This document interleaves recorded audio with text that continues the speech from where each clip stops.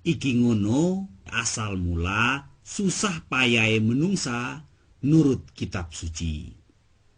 Sakmarine Adam kate Hawa singitaning isore wit-witan, Pangeran takon, "Ngapa sira kok mangan woh sing tak penggak iku?" Tapi Adam nyalan bojone nyalan ula. Terus Pangeran guneman, "Merga sira wis nglakoni dosa, yaiku nglanggar perintah reang, sira kate tak hukum."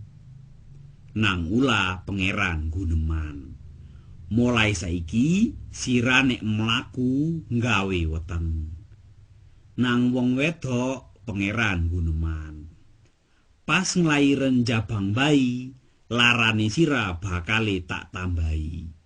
Masih sira kepengen nguasani bojone sing bakale nguasani sira."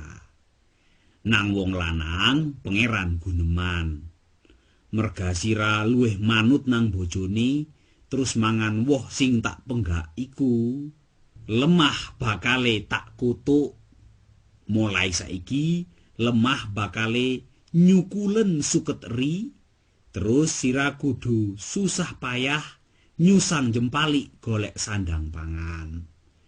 Terus sira sing asale teka lemah bakale balik maneh nang lemah, merga sira wis mangan woh sing bisa nggenehi ilmu."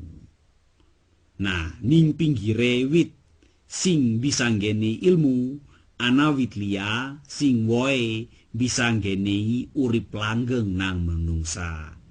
Terus Pangeran guneman, "Aja sampe menungsa sing wis weruh ilmu apik kate ilmu elek urip sak lelawase."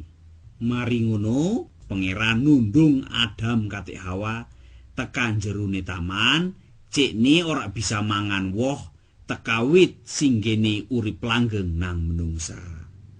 Tapi sadurunge ditundung, Pangeran gawe sandangan teka kulite kewan ngganteni gegodongan sing digawe wong loro iku mau.